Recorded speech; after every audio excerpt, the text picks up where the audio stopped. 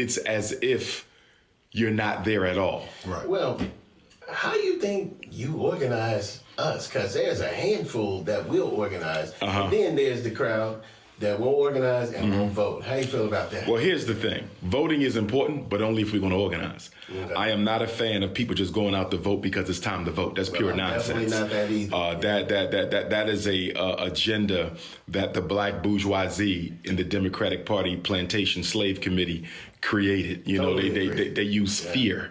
Totally. They use fear to force people out to vote. We're the only people in the country who vote out of fear. Right. Everybody else votes out of concession, out of demand, out of need, out of resource. Black people vote out of fear. Right. So if he's an Asian, he's going to vote because something's coming to the Asian community. Right. He's Indian, he's going to vote because something comes to the Indian community. He belongs to a labor organization or professional association. Right. He's going to vote because something's coming to his organization. That's right. I'm black. I'm not getting nothing. Nothing that they're getting is coming to me. Right. I'm purely voting because the black bourgeoisie of the Democratic Party has told me, if you don't, things will get worse. Look at the difference now. Oh, yeah. Everybody else is voting to gain. Yeah. Right. We're voting to prevent someone else from getting into office, which means the person we're voting for has no obligation to us at all because we're not voting for him to do anything. Right. We're voting for him to keep the other guy out. Now, how you fix or stop that? Well, number one, I think black people have to get off both plantations. Okay. Get off the Democratic Party plantation and the Republican Party plantation. We should build our own independent black political union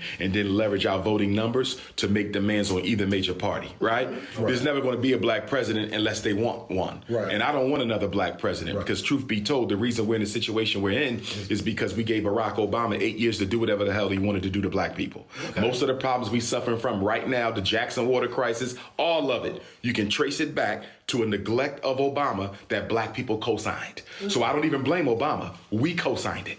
No other president in American history did we sit back and let do whatever the hell they want and ask them not to do nothing. Now, let me ask you this. You make mention of the Democratic Party like that.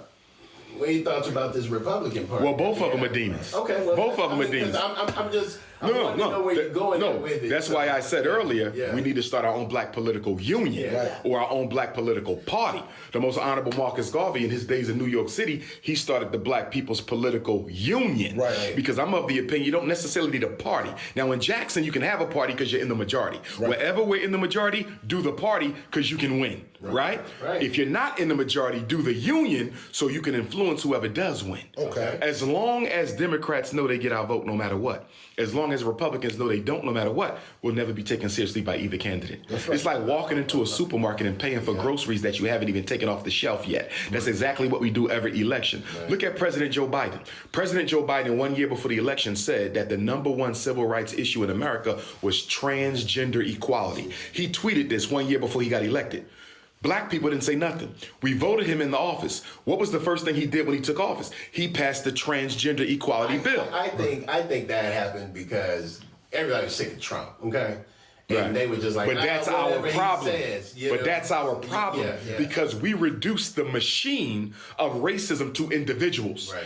Racism is not an individual. Donald Trump is not racism. He is a racist, but he is not the system. What they have done to black people's political demise, if they have brainwashed us and convinced us that racism is a individual personality disorder. It is not. Racism is a group system developed by white people to disenfranchise all black people so they can control resources, opportunities, and privileges. All white people are racist. Everyone. Because everyone. There's no white person who's not a racist. Let me finish this point because I want to make sure you understand this.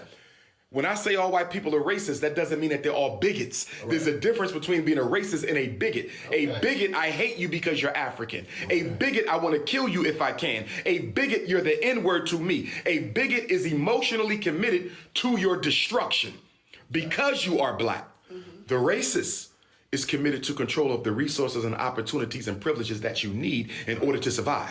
In other words, I can like black people and still be a racist. Right. Because my racism is not about hating you. It's not about something being wrong with Africa. It's not about your inferiority. My racism is about one thing: keeping white people in charge. Gotcha. And this is why black people don't understand racism. We think white people gotta hate you to be a racist. No, they don't. They simply have to be invested in what? The disproportionality, the inequality, the racism, the discrimination, keeping the resources in white hands. That's all racism is about. It has nothing to do with personal relationships. And this is why when black men lay down with white women or black women lay down with white men, your mate is still a racist. That's sex. That's a family. That has nothing to do with their obligation to keep white people in charge. Gotcha. Now, I say all the time that Mississippi government is just pure racist. Of course It it always is. has been. Right. And they really snuck this bill through before anybody could do anything about it. And then it just pops up out of nowhere.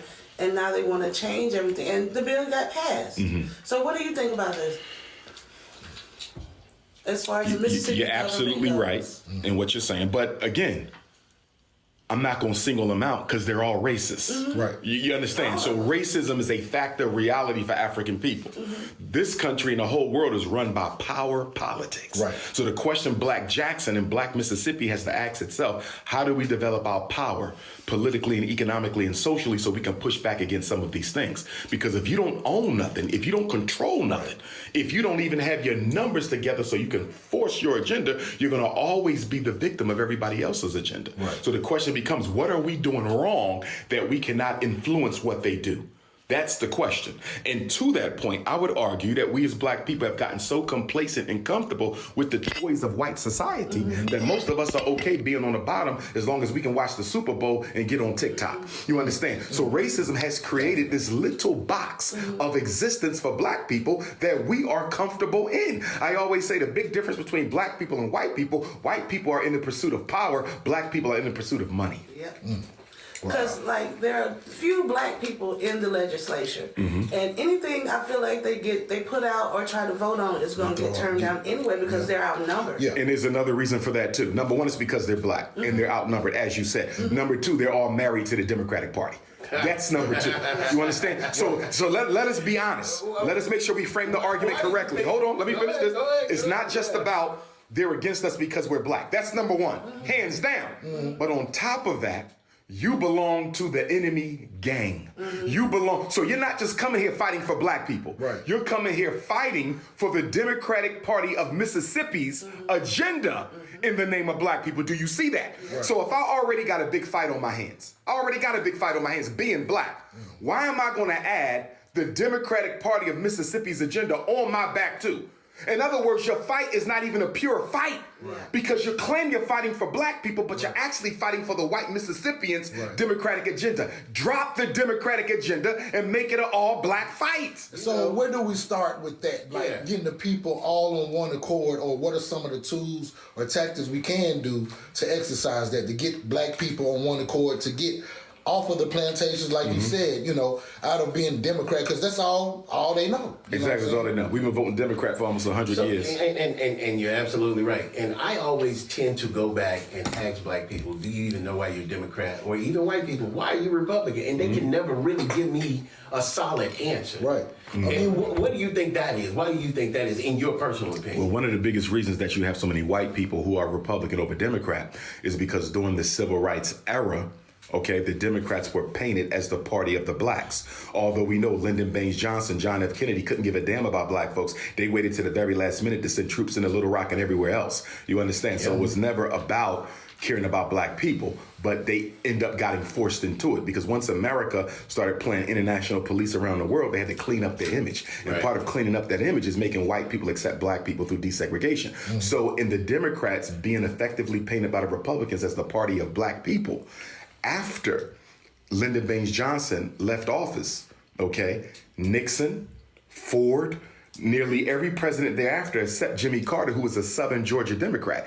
Everybody else was a Republican up until Clinton. You understand me? So there was a national white backlash against the civil rights era. They wouldn't elect another Northern, or should I say they wouldn't elect another Democrat after Carter until Clinton. So most of your presidents post-civil rights have been what? Republican. On purpose, because white people see Democrats as a party of blacks, even though it's not. The problem is we also see them as the party of blacks, and they're not. Democrats are very clever because what they do is they manipulate Republican racism against blacks to the benefit of the Democratic Party. So for example, let's take the George Floyd police bill. Still hasn't been passed, right? When the Democrats had a majority in Congress, it still didn't get passed.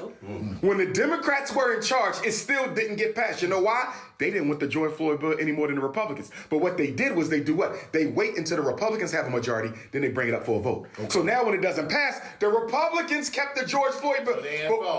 But what about when you was in the majority? Why didn't it come to the floor when you had a chance to pass it? Because you didn't want it either. So what the Democrats do is they stifle anything that benefits black people while they're in charge. And they wait till the Republicans come out, and then they enter it when they know it's not going to pass. That's how they control us. We are literally under a two-party dictatorship. Black people suffer from the illusion of inclusion. And that's what keeps us loyal to the Democratic Party or the Republican Party. Get off of both of them. No white racist Republican Party is ever going to free blacks. How do you start this situation that you're talking about starting? Organize. Okay, I understand that. But how do you organize in a city like Jackson, Mississippi? Because we're going to door have to door the same way we did it 75 Democrats, years ago. You know what I'm saying? Like, Then fight them. Right. That's the black bourgeoisie. They're the gatekeepers. And what you also got to understand too is in a state like Mississippi, the Democrats are only 2 stones throw away from being Republicans themselves. Right. That means your black Democrats have relationships with white Democrats who have agendas that are antithetical to black people's progress. And also your black Democrats have relationships with white Republicans that are antithetical to black people's progress. So we have to understand that behind closed doors, although it looks like a war in public, there's deals being made between black Democrats and white Republicans behind your back that keep us where we are.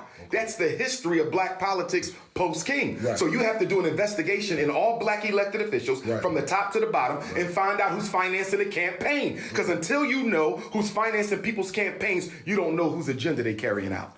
I don't believe in he's black, she's black. I don't play that. That's right. Show me the list of your campaign contributors and I'll know whether you black or not. Okay, all right. So you mentioned earlier about black people really just searching for money.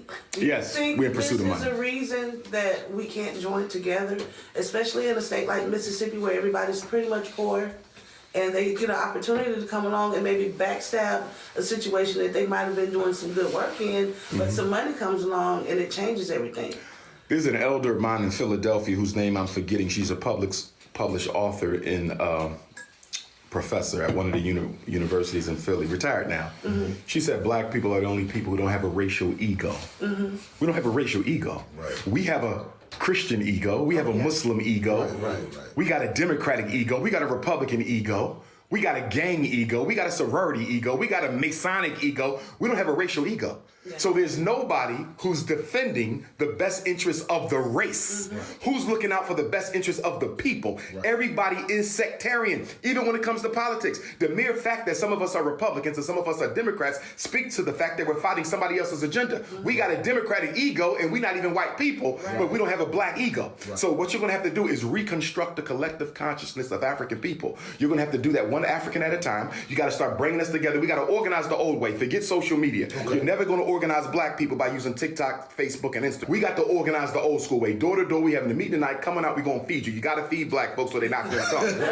Because we're politically immature. We're politically immature. You also gotta entertain black people or they're not gonna come. We're the only people in the country, if you want us to come out, you either got to feed us or entertain us or both. White people don't need to be fed. White people don't need to be entertained. Chinese don't need to be fed. Chinese, but you have to build it. You had resources too, but you dissipated them. We're $2 trillion, my brother. We spend $2 trillion on Jordans every day. $4 billion on liquor. McDonald's gets $1 billion. $30 billion on hair and beauty. We have it, but you have to organize it. And the biggest resistance to the organization is the self-hatred. Remember, there's no racial ego. Black people have given up on being black a long time ago. That's why we got niggas running around talking about some of the Indians and aliens and all this other stuff. Nobody wants to be black anymore, you see. So you got to rebuild that.